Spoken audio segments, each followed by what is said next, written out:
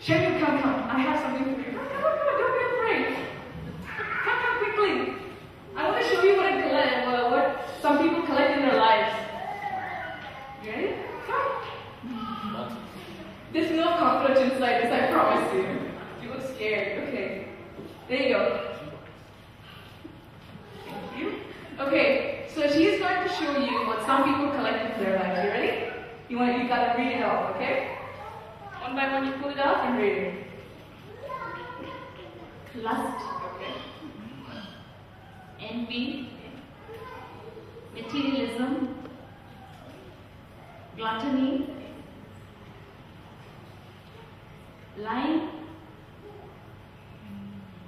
soul ties, pride, laziness, anger, bitterness, and self-centeredness. So that is what a lot of people collect today. That's their pet. They go around like this. Hi, how are you today? Oh, there's no nothing. This is my pet. I carry my pet wherever I go. Yes, I'm coming to you today. Oh, I'm the most awesome singer in the world. I mean, if I sing, it's like people are like, pet. Okay? Thank you. And then I'm going across and I'm going through my life and everything. You know what? Sister so-and-so said about this about sister's brother so-and-so. Keep it in mind, okay? Okay, pet. Yes, and then I'm going across and I'm like, you know what?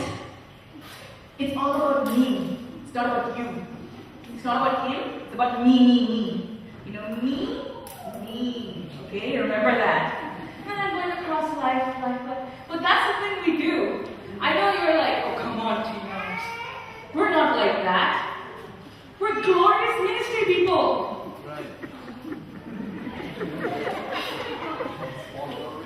No spot or no wrinkle. I mean, look at my dress.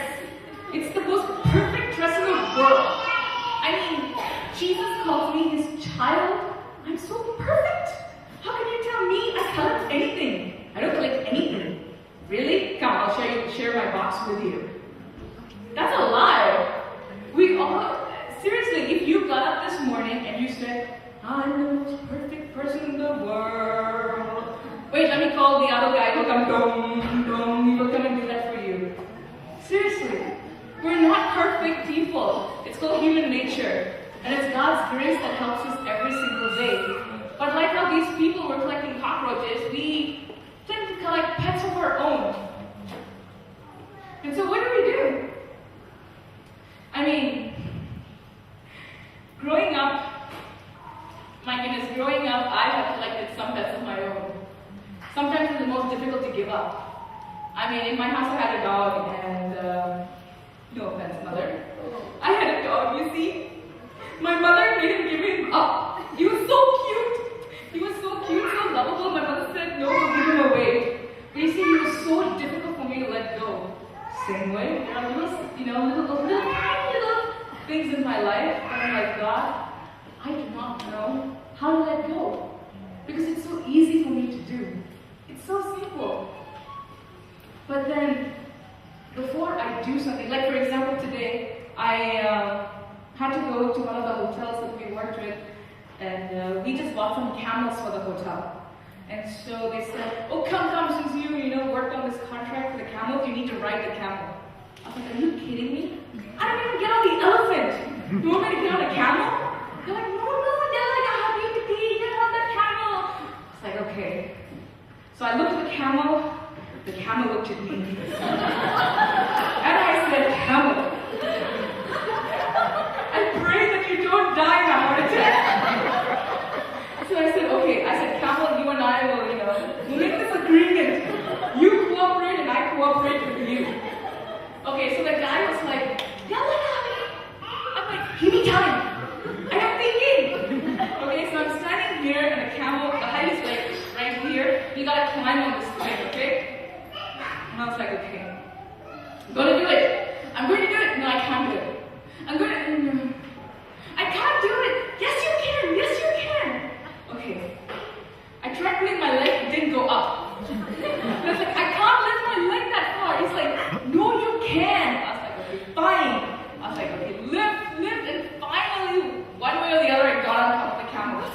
And then I'm sitting there, I'm like, Jesus, please take me now in the rapture. Because the thing is, when the camel gets up, it gets up like this and it gets up like that. And I said, today my mother is going to see me. Oh my goodness, I'm like, Jesus, I want to see my parents when I go home, please. And so anyway, I mean, the camel ride was fine. It got back down, which was interesting. And then the second time when I had to get on the camel, it was easy. Nobody had to help me, nothing. I just went poof on the camel and they're like, huh? You took 15 minutes to get on the camel the first time. The second time it took me less than 3 seconds. I got on the camel. That's the same way with sin. If there's sin right there in front of us, you see how long it took me to think? Do I get on? Do I get off? Do I get on? Do I get off? It's the same way with sin. You saw those 3 questions in the beginning. When you're faced with temptation, ask yourself those questions. Is it worth it? Is it worth your eternity? That small little sin. Because the first time it may be difficult, but the second time it will be like just nothing. But is it worth your eternity? Is it worth your family? Is it worth your peace? Let's just revisit our little rocket.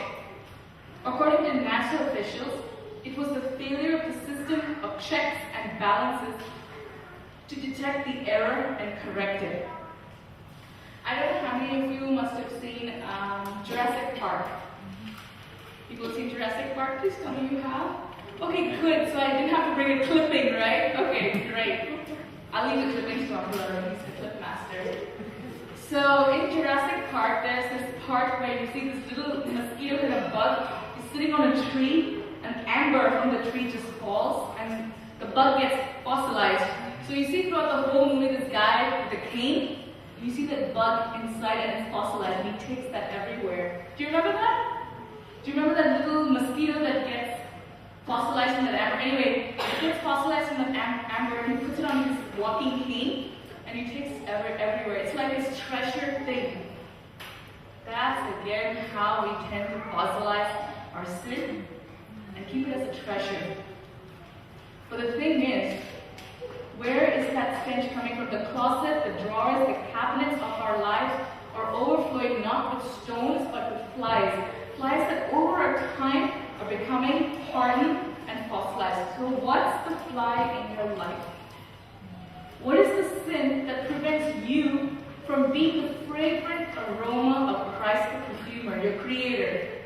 What is that has entered your life and slowly decaying your relationship with God?